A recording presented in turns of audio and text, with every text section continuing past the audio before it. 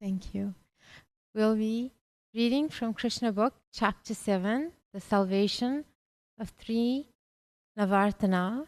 But before we do so, some prayers.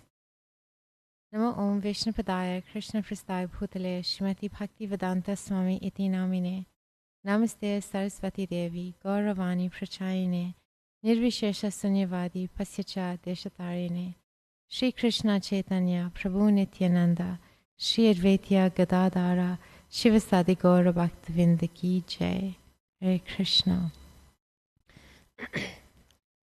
Jaya Radha Madhava Jaya Kunja Bihari Jaya Radha Madhava Jaya Kunja Bihari Jaya Gopi Jana Vallabha Jaya Girivaradhari Jaya Girivaradhari Yashodanandana Vraja Jana Ranjana Yashodanandana Vraja Jana Ranjana Yamuna Tira Vanachari Yamuna Tira Vanachari Jaya Radha Madhava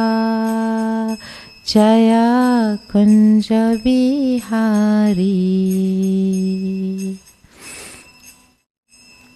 Dava Jaya Kunja Bihari Jaya Radha Madhava Jaya Kunja Bihari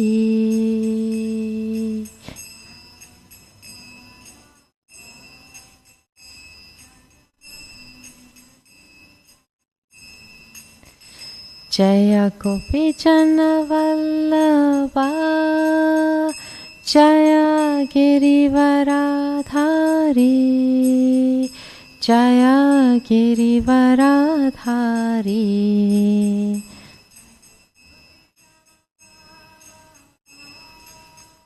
Jaya Girivaradhari Jaya Girivarajari Yashodanandana Vraja Jana Ranjana Yashodanandana Vraja Jana Ranjana Yamuna Tira Vanachari Yamuna Tira Vanachari Jaya Radha Madhava Jaya Kunja Bihari Jaya Radha Madhava Jaya Kunja Bihari Vanchakalpatris Priyacha Kripa Sindhya Evacha Patitanam Bhavinevyo Vaishnavebhyo Namo Namaha. Hare Krishna. So the salvation of Trinavata is the chapter, the next demon after Putana was killed. And I did a little research just to share the meaning of the demon Trinavata, because most of the demons Krishna, have a meaning, and that we could, something demonic within us. So Trinivata represents false pride produced by useless scholarship, which gives rise to wrangling debates and arguments, dry reasoning and dry logical indulgences in the association of people who are attached to such things. It produces controversy which is disloyal to the path of pure bhakti, such as Mayavadi and Buddhism. It is the breeding place of demonic, sinful philosophies. Lord Krishna becomes moved by the humility of his devotees who carefully avoid this fault, and he strangles the demon and removes the thorn from his devotees' endeavors in devotional service. The demon took shape of a vast whirlwind and lifted Lord Krishna way up into the sky in order to try to kill him. But Lord Krishna became very heavy that he brought down the demon so hard that Srinivata was killed. So the demon represents dry philosophies, useless philosophies that we should try to avoid. It's sort of like false pride produced by useless scholarship. So let's get into the book. Om Namo Bhagavate Vasudevaya. So chapter 7 from Krishna book, The Salvation of Srinivata. Shri Radha Radhanath ki jai, Shri Giri Govardhan ki jai, Shri Tulsi Maharani ki jai, Hare Krishna. So the Supreme Personality of Godhead, Krishna, is always full with 6 opulences, namely complete wealth, complete strength, complete fame, complete knowledge, complete beauty, and complete renunciation. The Lord appears in different eternal forms of incarnation. The conditioned soul has immense opportunity to hear about the transcendental activities of the Lord in these different incarnations. In the Bhagavad Gita, it is said, Janma karma kame divyam. The pastimes and activities of the Lord are not material. They are beyond material conception. And the conditioned soul can benefit by hearing such uncommon activities. Hearing is an opportunity to associate with the Lord. To hear His activities is to evolve one's transcendental nature simply by hearing. The conditioned soul has a natural aptitude to hear something about other conditional souls in the form of fiction, drama, and novel. That inclination to hear something about others may be utilized in hearing the pastimes of the Lord. Then one can immediately evolve his transcendental nature. Krishna's pastimes are not only beautiful, they are also very pleasing to the mind. If someone takes advantage of hearing the pastime of the Lord, the material contamination of dust accumulated in the heart due to long association with material nature can immediately be cleansed. Lord Chaitanya also instructed that simply by hearing the transcendental name of Lord Krishna, one can cleanse the heart of all material contamination. There are different processes for self-realization, but the process of devotional service, of which hearing is the most important function, when adopted by any conditioned soul, will automatically cleanse him of the material contamination and enable him to realize his real constitutional position. Conditional life is due to this contamination only, and as soon as it is cleared off, then naturally the dormant function of the living entity, which is rendering service to the Lord, awakens.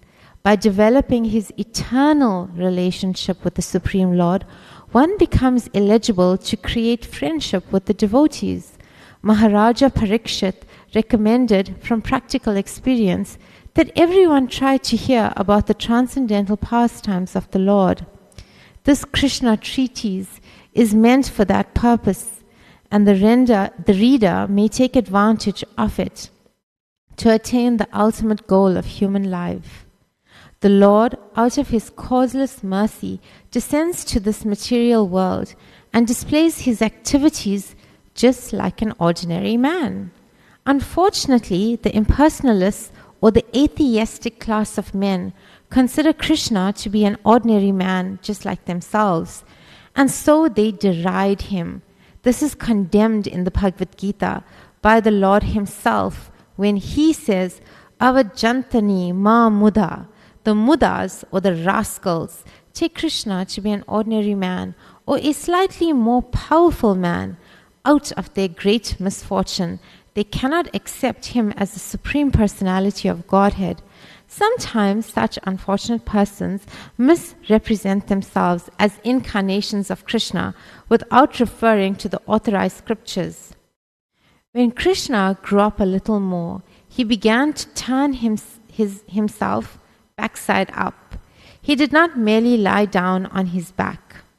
And another function was observed by Yashoda and Nanda Maharaj, Krishna's first birthday. They arranged for Krishna's birthday ceremony, which is observed by all followers of the Vedic principles. Krishna's birthday, the ceremony, is observed in India by all Hindus, irrespective of different sectarian views.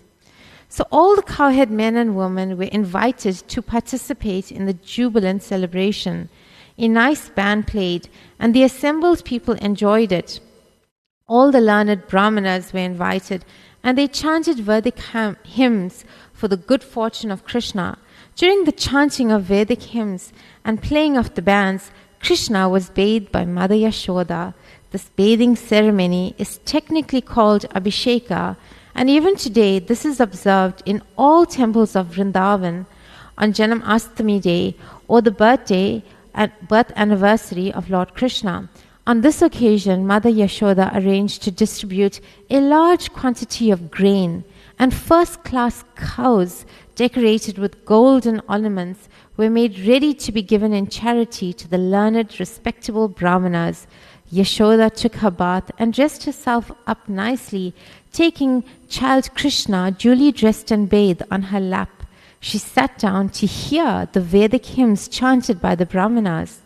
While Mother Yashoda was listening to the chanting of the Vedic hymns, the child appeared to be falling asleep, and therefore she very silently laid him down on the bed.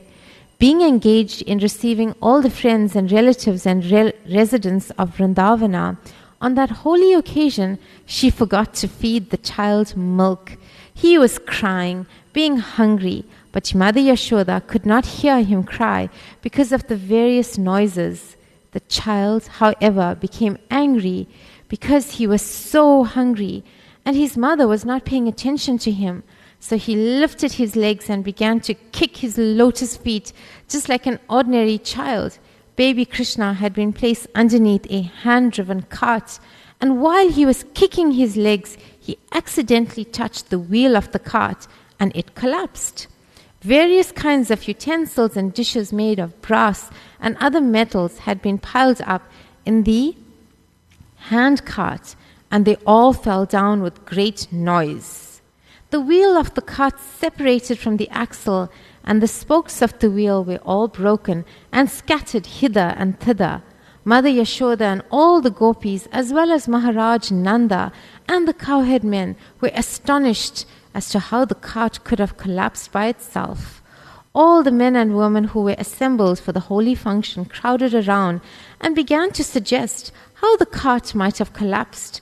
No one could ascertain the cause, but some small children who were entrusted to play with baby Krishna informed the crowd that it was due to Krishna striking his feet against the wheel.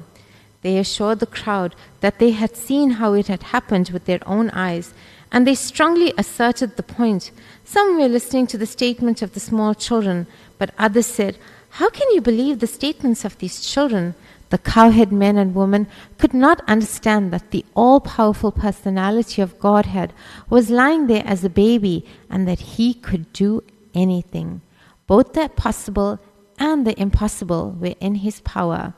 When the discussion was going on, baby Krishna cried. Without remonstration, Mother Yashoda picked up the child on her lap and called all the learned brahmanas to chant holy Vedic hymns to counteract the evil spirits. At the same time, she allowed the baby to suck her breast. If a child sucks the mother's breast nicely, it is to be understood that he is out of all danger. After this, all the stronger cowhead men put the broken cart in order, and all the scattered things were set up nicely as before. The brahmanas thereafter began to offer oblations to the sacrificial fire with yogurt, butter, kusa grass, and water. They worshipped the Supreme Personality of Godhead with the good fortune for the good fortune of the child. The Brahmanas who were present at the time were all qualified because they were not envious. They never indulged in untruthfulness, nor were they ever proud. They were non-violent, and they never claimed any false prestige.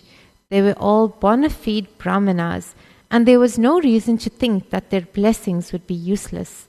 With firm faith in the qualified Brahmanas, Nanda Maharaj took his child on his lap and bathed him with water mixed with various herbs while the Brahmanas chanted hymns from the Rig, Yajur and Sama Vedas. It is said that without being a qualified Brahmana, one should not read the mantras of the Vedas. Here is the proof that the Brahmanas were qualified with all the Brahminical symptoms. Maharaj Nanda also had full faith in them. Therefore, they were allowed to perform the ritualistic ceremonies by chanting the Vedic mantras. There are many different varieties of sacrifices recommended for different purposes, but the mantras are all to be chanted by qualified Brahmanas. And because in this age of Kali, such qualified Brahmanas are not available, all Vedic ritualistic sacrifices are forbidden.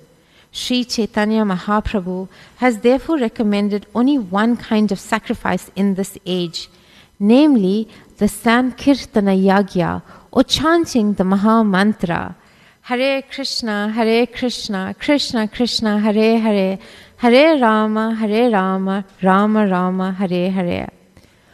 All the Brahmanas chanted the Vedic hymns and performed the ritualistic ceremonies for the second time.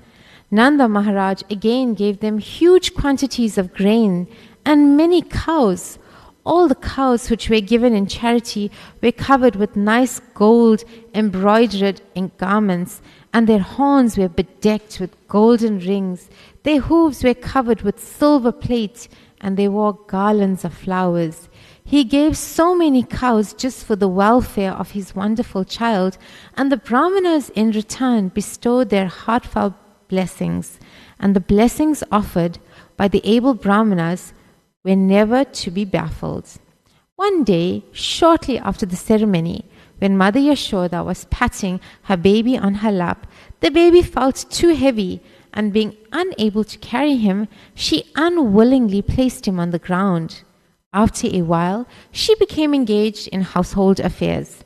At that time, a servant of Kamsa's known as Trinavarta, as instructed by Kamsa, appeared there in the shape of a whirlwind.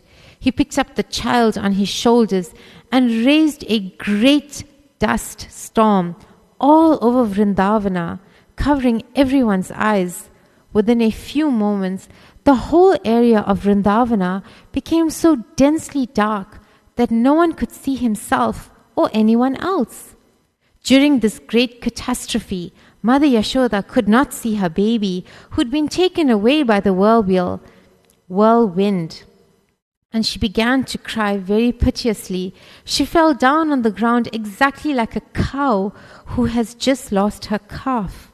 When Mother Yashoda was so piteously crying, all the cowherd women immediately came and began to look for the baby, but they were disappointed and could not find him. The Trinivata demon went high into the sky with baby Krishna on his shoulder, but the baby assumed such a weight that suddenly he could not go any further, and he had to stop his whirlwind activities. Baby Krishna made himself heavy and began to weigh down the demon, catching hold of his neck. Trinivata felt the baby to be as heavy as a big mountain, and he tried to get out of his clutches, but he was unable to do so, and his eyes popped out from their sockets. Crying very fiercely, he fell down to the ground of Vrindavana and died. The demon fell exactly like Tripurasura, who was pierced by the arrow of Lord Shiva. Trinavarta hit a stone slab, and his limbs were smashed. His body became visible to all the inhabitants of Vrindavana. When the gopis saw the demon killed and the child Krishna very happily playing on his body, they immediately picked up Krishna with great affection. The cowherd men and women became very happy to get back their beloved child Krishna. At that time, they began to talk about how wonderful it was that the demon had taken away the child to devour him, but could not do so. Instead, he fell down dead. Some of them supported the situation. This is proper because those who are too sinful die from their sinful reactions, and the child Krishna is pious. Therefore, he is safe from all kinds of fearful situations.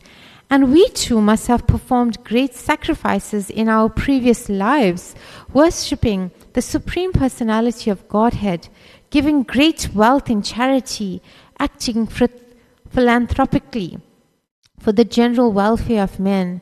Because of such pious activities, the child is safe from all danger. The gopis assembled there spoke among themselves. What sort of austerities and penances we must have undergone in our previous lives. We must have worshipped this personality of Godhead, offered different kinds of sacrifices, made charities and performed many welfare activities for the public, such as growing banyan trees and excavating wells. As a result of these pious activities, we have gotten our child back. Even though he was supposed to be dead, now he has come back to enliven his relatives. After observing such wonderful happenings, Nanda Maharaj began to think of the words of Vasudeva again and again. After this incident, when Yashoda was once nursing her child and patting him with great affection, there streamed a profuse supply of milk from her breast, and when she opened the mouth of the child with her fingers, she suddenly saw the universal manifestation within his mouth. She saw within the mouth of Krishna the whole sky, including the luminaries, stars in all directions, the sun, moon, fire, air, seas, islands, mountains, rivers, forests, and all other movable and immovable entities. When Mother Yashoda saw this, her heart began to throb, and she murmured within herself, "How wonderful this is!" She could not express anything, but simply closed her eyes. She was so absorbed in wonderful thoughts. Krishna, showing the universal form of the Supreme Personality of Godhead, even when laying down on the lap of his mother, proves that the Supreme Personality of Godhead is always the Supreme Personality of Godhead, whether he is manifested as a child on the lap of his mother or as a charioteer on the battlefield of Kurukshetra. The concoction of the impersonalists, that one can become God by meditation or by some artificial material activities, is herewith declared false. God is always God in any condition or status, and the living entities are always the parts and parcels of the Supreme Lord. They can never be equal to the inconceivable supernatural power of the Supreme Personality of Godhead. Thus ends the Bhaktivedanta purport of the 7th chapter of Krishna, the salvation of Srinivata. Hare Krishna. Thank you very much. Thank you, Krishna. Yes. Hare Krishna. Hare Krishna. Thank you so much for the wonderful class. So can you hear? No. No. No. So we see how Krishna is performing all of these activities which are so incredible, and he's revealing so much strength, yet Mother Yashoda always sees him as her little baby. That's very mysterious. Can you please explain why that is? I don't know if I'm qualified to answer the question, and I may have to do some more research from my own spiritual master who's expert, and maybe from Srila Prabhupada's research. So without concocting my own insight, I would say that Mother Yashoda's love for Krishna as a child is so beautiful. And Krishna experiences this relationship to have a mother who just is a mother, who loves him as a mother. Mother's love is like none other. We all hopefully have the best mothers in the whole world. I think I have the best mother in the whole world. And mums do everything to give their kids so much of love and protection. And when a child feels this love, this overflowing love and protection, it's the best feeling in the world. And my spiritual master said in a class on Sunday that Krishna is addicted to love. So this type of love is probably why Mother Yashoda doesn't see him beyond anything as a child. So I hope that gives some insights. Hare Krishna.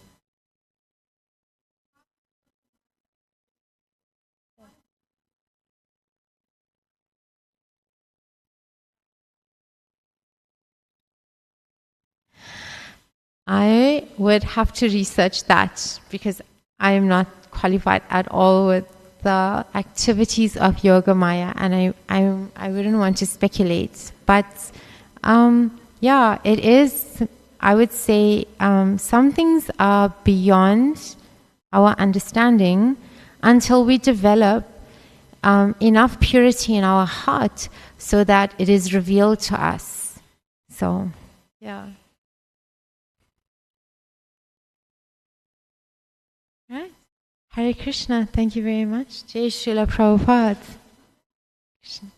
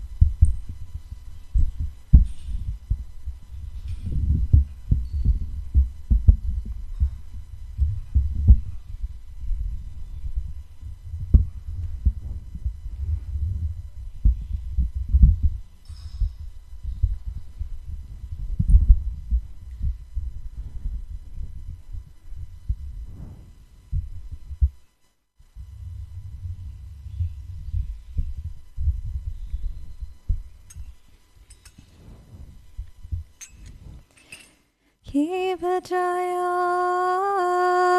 Jaya Gora Chander Aratika Shobha.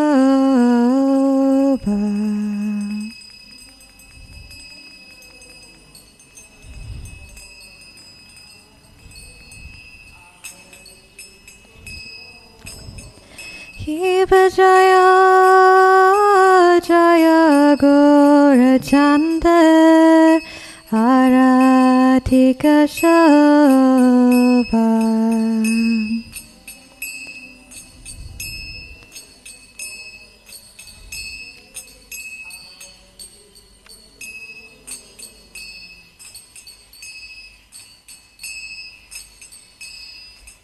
Jana Vitatavane